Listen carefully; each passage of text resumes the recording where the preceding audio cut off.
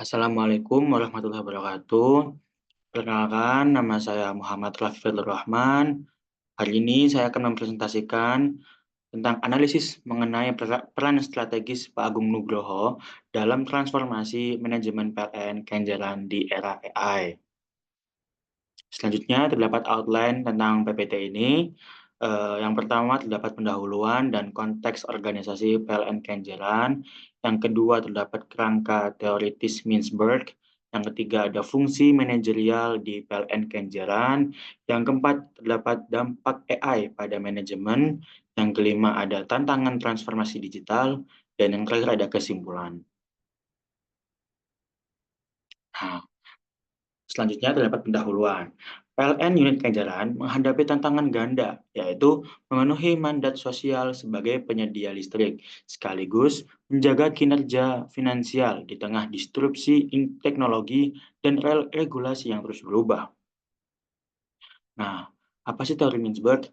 Nah, teori Mintzberg yaitu berdasarkan teori Mintzberg, posisi Pak Agung Nugroho sebagai manajer menengah berperan sebagai penghubung strategis antara pimpinan puncak dan tim operasional. PLN Kenjeran sendiri berstruktur birokrasi mesin dengan SOP ketat untuk menjamin akuntabilitas dan efisiensi. Nah, selanjutnya terdapat fungsi-fungsi manajerial. Fungsi manajerial di PLN Kenjeran dinilai sangat kuat, terutama dalam hal perencanaan yang teknis dan preventif, kepemimpinan yang transformasional, pengorganisasian yang kompleks namun terstruktur, dan yang terakhir ada pengendalian yang hybrid, menggabungkan pendekatan kuantitatif dan kualitatif. Nah, selanjutnya terdapat analisis perencanaan. Nah, fungsi perencanaan di sini bersifat teknis dan preventif, dengan fokus pada pemeliharaan infrastruktur berkelanjutan. Nah, Pak Agung berperan sebagai resource allocator yang mengalokasikan sumber daya secara strategis. Nah, selanjutnya terdapat fungsi pengendalian. Fungsi pengendalian di PLN Kenjeran mendapat skor sempurna berkat sistem yang terintegrasi, monitoring real-time via SCADA, audit internal, dan evaluasi KPI. Selanjutnya terdapat fungsi pengorganisasian. Fungsi pengorganisasian juga sangat kuat. Pak Agung berperan sebagai boundary spanner yang menjembatani kepentingan internal dan eksternal, serta membangun kolaborasi lintas sektor. Selanjutnya terdapat fungsi kepemimpinan. Kepemimpinan di sini tidak hanya teknis, tetapi juga manusiawi, melalui safety briefing dan pendekatan transformasional. Pak Agung berperan sebagai mentor yang membangun komitmen dan pengembangan karir bawahan. Selanjutnya terdapat integrasi teori manajemen. PLN Kenjeran berhasil mengintegrasikan 3 mazhab manajemen. Yang pertama ada klasik, yang kedua ada behavioral, yang ketiga terdapat kontingensi dan sistem. Yang pertama, klasik. Klasik untuk apa? Klasik untuk efisiensi dan standarisasi. Nah, yang kedua, behavioral. Behavioral untuk kepemimpinan dan manusiawi. Dan yang terakhir terdapat kontingensi dan sistem untuk adaptasi dengan lingkungan dinamis. Nah, selanjutnya terdapat dampak AI. Kehadiran AI membawa dampak signifikan seperti sistem gangguan dan monitoring jaringan real time. Hasilnya apa? Nih, hasilnya durasi pemadaman berkurang dari 3 jam menjadi hanya 30 menit dan reliabilitas meningkat 83%. Selanjutnya terdapat human-centered digital transformation. AI di sini berperan sebagai penguat kapabilitas, bukan pengganti manusia.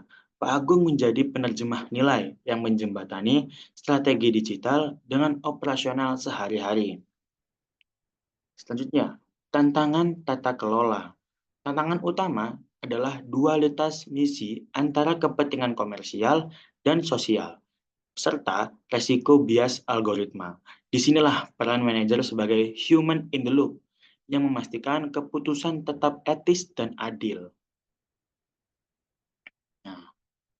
Nah ini yang tadi tuh berperan sebagai human in the loop yang memastikan keputusan tetap etis dan adil. Selanjutnya terdapat tantangan transformasi digital. Transformasi digital tidak hanya soal teknologi, tapi juga perubahan mindset, budaya adaptif, dan keseimbangan antara efisiensi dan nilai sosial. Nah, integrasi tiga madhab manajemen. Nah, ketiga madhab manajemen ini terintegrasi dengan harmonis. Klasik untuk standar, behavioral untuk manusia, dan kontingensi untuk adaptasi. Nah, transformasi fungsi manajerial di era digital. Di era digital, fungsi manajerial juga bertransformasi. Ada empat. Yang pertama, perencanaan menjadi prediktif, pengorganisasian lebih fleksibel. Yang ketiga, terdapat kepemimpinan membutuhkan kompetensi digital dan pengendalian bersifat real time. Nah, selanjutnya yaitu terdapat tantangan implementasi. Tantangan implementasinya meliputi aspek strategis, operasional, regulasi, dan peran manajer sebagai pemimpin transformasi.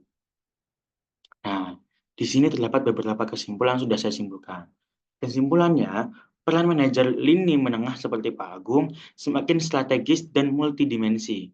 Mereka adalah penghubung vital yang memadukan presisi teknis dengan kebijaksanaan manusiawi. Keberhasilan transformasi digital sangat bergantung pada kualitas manajer yang tidak hanya melek teknologi, tetapi juga memiliki kedewasaan strategis dan kecerdasan emosional. Masa depan organisasi publik terletak pada sinergi antara kecerdasan manusia dan kemampuan teknologi. Nah, di sini terdapat referensi, yaitu adalah semua analisis ini didukung oleh referensi yang relevan sebagaimana tercantum yang ada di slide ini. Baik, mungkin ini adalah slide terakhir. Terima kasih banyak. Saya juga terbuka untuk pertanyaan, mungkin bisa ditanyakan di kolom komentar. Oke, sekian dari presentasi saya. Saya akhiri.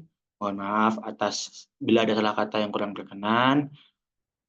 Terima kasih. Wassalamualaikum warahmatullahi wabarakatuh.